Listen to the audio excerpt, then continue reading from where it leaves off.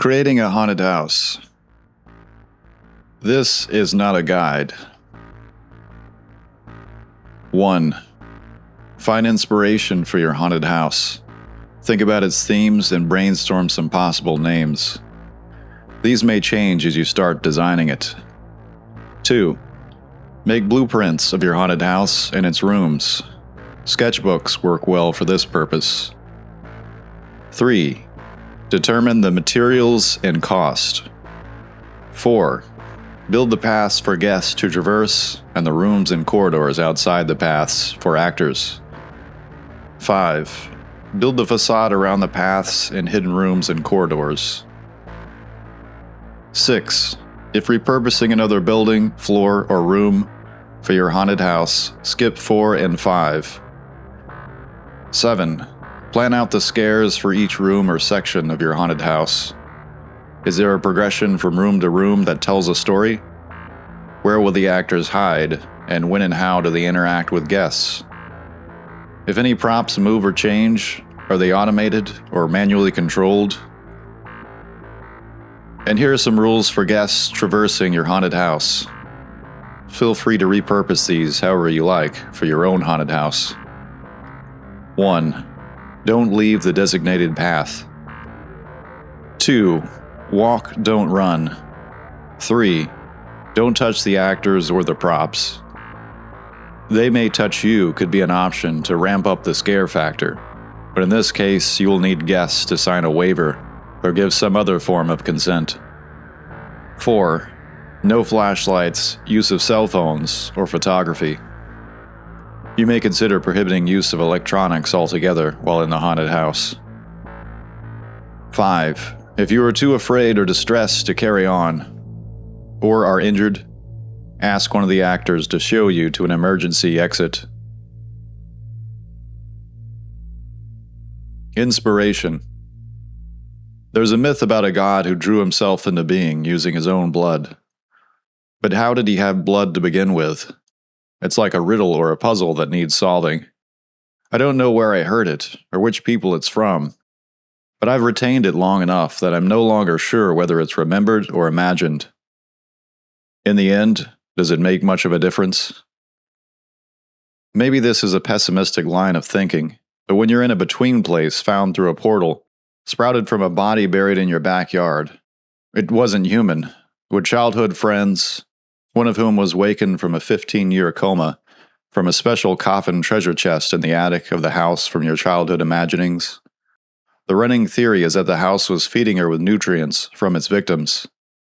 You don't know what you can hold on to. Surely it isn't memory. Memory won't keep you safe from the weird rain that is probably toxic, and a demon colossus glowing like a moon in the dark sky. Do you hold on to each other? I tried to remember us back then as kids, creating the house to which we were returning. Greg was mostly doing the drawing while we dictated to him. And afterwards he would have gone over whatever someone else drew in his sketchbook with his own hand. The messy Victorian that was more our notion of what a Victorian ought to be than what we gleaned from library books. The floor plans we sketched out like mad grade school architects. We never did give the house a name. Haunted houses had to have names, Sally insisted once upon a time. The 5 of us were sprawled out on the floor of Jennifer's bedroom while in the living room of their apartment, her parents were watching TV. A sketchbook lay open between us on an empty pizza box. Greg disagreed with Sally about names, while Jennifer, Patrick, and I threw out some candidates. Memory Manor, because Jennifer remembered seeing a street while driving with her dad actually called Memory Lane, and she'd learned this trick for memorizing things called Memory Palace. The house would keep its victims' memories trapped there, she said. Puzzle Place, I said, because all of us were obsessed with puzzles. Haunt Home, Patrick contributed, to which I think I replied teasingly, in other words, haunted house? No, like a home where only haunts have lived. Home to haunts? Sally said. We should make a rule that this house never be named, Greg said. Why? I asked. Greg, back against the wall with all of us disagreeing with him, met with the real likelihood of having to put a name to the house, was struck with terror. His 9-year-old face was contorted into something that belonged to another era. About 20 years later, when we confronted that house together as adults, the very first time the entities, what we came to call priests, hitch danced like a fever dream into our world while we frantically tried to solve the first floor's puzzle, that look on Greg's face would return. And only then would the memory of the look surface again for me, but in a way that I wasn't sure if the memory was real. He knew something else that we did not know, besides even the secret of his power to make things real by drawing or writing them. The secret of Greg's power Sally would discover and would lead to Greg imprisoning her in the house because, in addition to whatever that other secret terror had been, he was mortified of the world learning what a freak and a danger he was. We thought we were taking this between-place route back to the house, to confront it a second time, or a third time, to climb the stairs all the way up to the attic, to open the chest containing the treasure, a treasure we had replaced. We needed the evil we had trapped there in Sally's stead. We were certain we had to have Greg's power to stop what the house had unleashed on our world in his absence. We thought we could the devil you know our way through. We'd already solved all the puzzles, made it past all the traps, and hoped to go in and climb to the very top. Even if it was that easy, letting Greg out and getting him to work with us rather than taking his revenge would be like defusing a ticking bomb. But we let ourselves dream a little. Here's what we had with us. Sally, who had been in a coma for almost 2 decades and who, despite recovering miraculously the past year with the help of physical therapy, surgery, and medicine, would be a long time recovering still. Riding an undead unicorn named Pete that had escaped from the haunted house we created as kids. Patrick, who had packed on some muscle since the last time we'd all been together and held himself like he'd taken kickboxing classes besides, which I knew to be true. Jennifer, with a pointed shovel over one shoulder, who lately had added construction work on top of medical school, whose busyness couldn't squash the demons that touched the corners of her eyes. And myself, with the memory of a loaded gun and the knowledge that my limited firearms training in the interval, even if I still had bullets, wouldn't do squat against what we were up against. Here's what we had against us. Toxic rain and a demon the size of the moon in the dark sky. It an enormous version of the demon dummy from our fabricated haunted house. Its head ticked on its neck, revolving to a tune beyond our range. Tick, click, a titanic reorientation of the spine. Its claws, the size of mountains coming down, annihilated rather than sheared the foul raindrops. This was no puzzle. We fled to the woods. Trees were uprooted around us, plucked skyward by enormous claws that held them like splinters. The demon peered down into our would-be sanctum with a mechanical grin, its horns curving throughout the heavens. All those rules, Patrick huffed out as he ran, but we didn't think to give the house enough rules it had to follow. The house always wins. We don't know, Jennifer said. Might be Greg's doing, these things getting out. Yeah, I thought, maybe he's already out. We'll make him revise the rules if we've got to, I said. Break every finger on his good hand until he does. To say that I was upset, angry, and 1,000 other things besides, to discover what Greg had done to Sally and those victims he'd practically hand-fed the house over the years, would be an understatement. Just don't let him near anything he can draw or write with, Sally shouted above the sound of Pete the unicorn's hooves. That's all we have to do. The strength in her voice, despite what she had undergone, was like a rallying cry. It pierced through the despair and fear. Sally was alive. She had been all these years, and we got her back. With her returned, it almost felt like anything was possible. But that could work both ways, couldn't it? A clawed hand plucked Jennifer up into the sky. With the thumb and forefinger holding Jennifer as though she were a needle, the demon examined her clinically while the rest of us jerked to a standstill. The shovel Jennifer had been carrying hit the ground with an undergrowth muffled clump. "Keep going," Jennifer roared. "No way," Patrick said. He seemed ready to square up to the gigantic demon. "This isn't going to be one of those don't let my sacrifice be in vain deals. No way." "The house," Jennifer yelled. I could just make out what she was saying as she went further away from us towards one bright yellow eye of the demon. "I can see it from here. It's on the other side of the forest." Something happened then that I'm still not sure whether was at the command of Sally. Pete the undead unicorn charged the giant demon. I was certain that at best the rest of his broken horn would be torn off. At worst, his neck could be broken. And who knew what that might do to something already dead? Pete bearing Sally disappeared through the growth, and for the first time I realized, as the branches whipped around Pete's desiccated hide, with nothing illuminating us but the demon and its steady glowing eyes, that the species of trees surrounding us seemed entirely foreign. Some of their leaves had too many points, their branches too many bends, and there were darkly flowered vines on the trees that had giant petals with egg-like things at their centers. Shapes beneath the thin, membranous shells twitched, and it reminded me of the fruit from what had sprouted from that grave I'd made of one of the entities in my backyard. But this was different. "Jack," Patrick said to me, "over here." "Yeah, sure. What are we doing?" "Getting ready to catch Jennifer." "Huh?" "If she's dropped."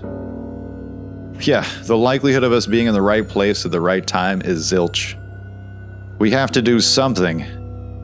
I recognized the expression he gave me, that feeling of powerlessness. "Okay," I said. The demon didn't roar, didn't utter a syllable. It was not something cut from the same cloth as creatures in our world. We'd imagined it, true, but there was something else we were missing.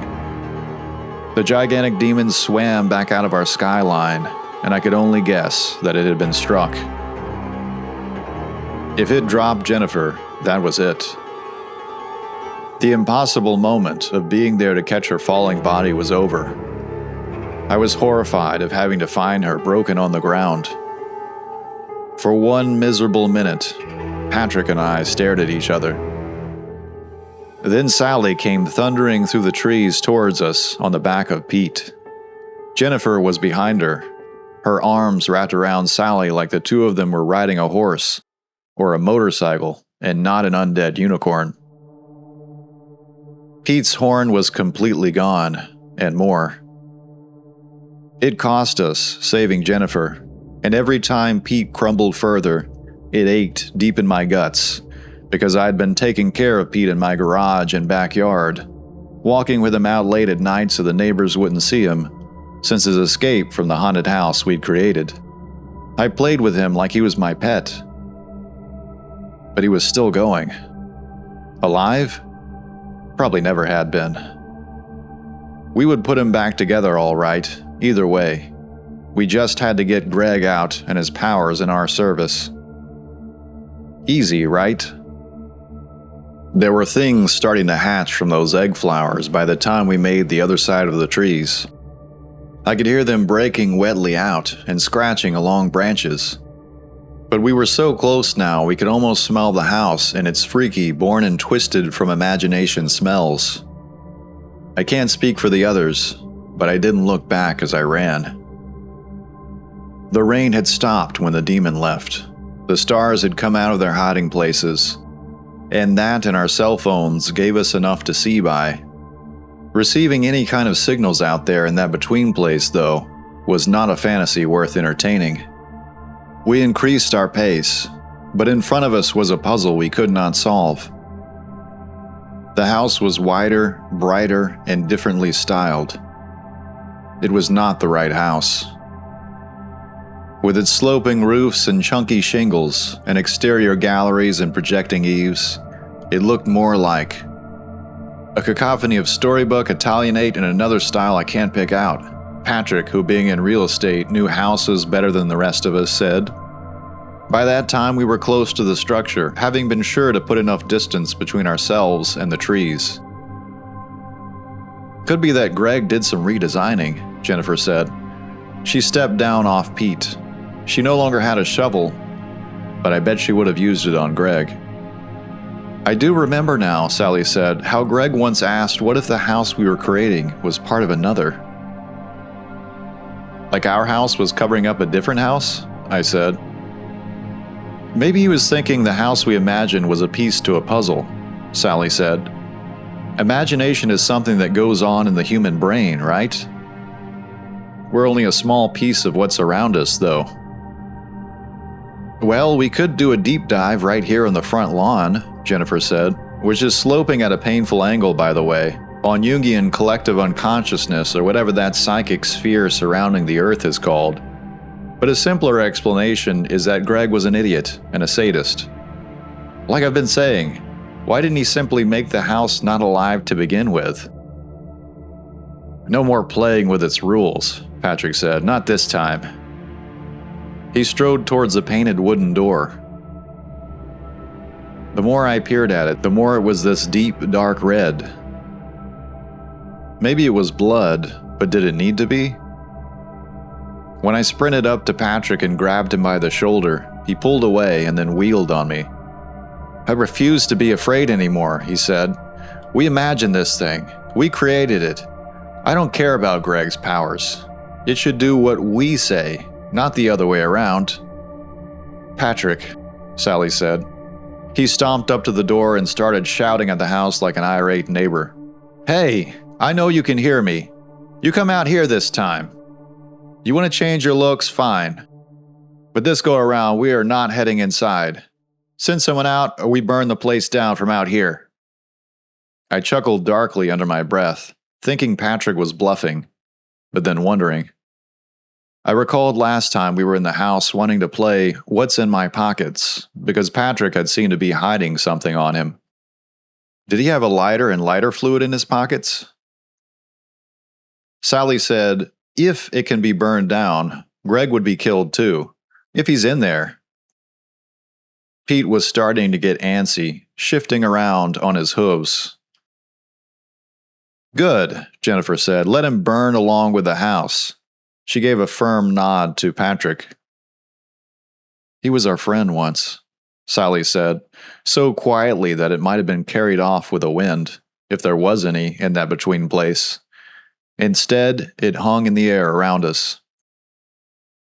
How can we speak his name and that word in the same sentence, Jennifer said, after he kept you in that house all these years? She spat in the direction of the house in front of us. It may have missed the mark and landed in some bushes that were a sickly brown, like they were rotting or covered with weird hair. Did you hear me? Patrick shouted at the house. Come out here, right now. We all jerked our heads the same way as the front door started to open. Patrick spread his feet a little. Something was coming out and my stomach lurched, nerves blazing upon seeing it. Like an automatic response kicked into overdrive. I fought to keep my sights on the thing as it came out of the house. Its skull was like folded origami with brains showing through the indentations. It had no feet. It was cloaked in black with the hood thrown down like a grim reaper ready to feast. It slammed through Patrick, shimmering like it was partly insubstantial, sending Patrick a couple of feet into the air before he slammed down on his back. It went for Sally. Pete reared up, kicking, but the thing was not discouraged. Jennifer leaped across his path. It grabbed her by the head with bony hands that had a plasticky kind of flesh. She cracked it across the skull, but wisps darted and enclosed around her fist, and her hand was trapped in the thing's origami head, like that old fable about the kid who tries to fight a clay or wax figure and gets stuck. I sprinted at the figure, but then I tripped and fell. My torso clung to the thing's body. I screamed, unable to move. I managed to tilt my head enough to look into its face, and it was screaming right back without a sound, coming out of a mouth that was creased back upon itself. When my head went into its origami skull, I got this sensation of our brains touching and folding into each other. Then all my senses popped out like a light bulb. I woke up elsewhere. I thought maybe I'd been deposited in a room inside the house. I was lying on what felt like a hardwood floor that was cold.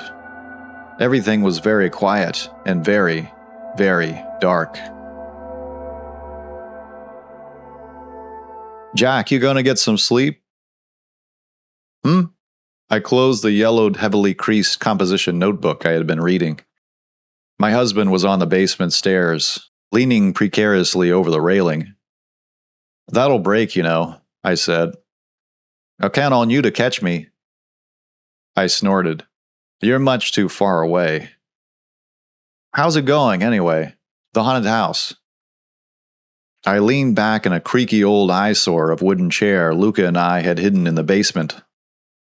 A pile of similar composition notebooks to the other was on the craft table I was sitting at. "It's going. It'll be a little while before we actually start building it. Just trying to find some inspiration, you know?" "What are you reading?" "Greg's old journals from when we were kids. They're quite old, but he has to have made some changes. I wonder when he did. He'd be a lot better at taking the lead on this." "I'm sorry." "Yeah. It's nice what you and your friends are doing, trying to bring the haunted house you made up as kids to life. I'm sure he would have loved to see it real." "Yeah, real." I laughed. Real is a lot of things we hadn't factored on when we were kids. It's not going to be a Victorian mansion. We'll be lucky if it's a cacophony of boards, PVC pipes, and plastic sheets that barely resembles a house. It's going to have to be wide. Trust me, coming up with rules for this thing is going to be the easy part. "Are you set on opening to guests outside of Halloween?"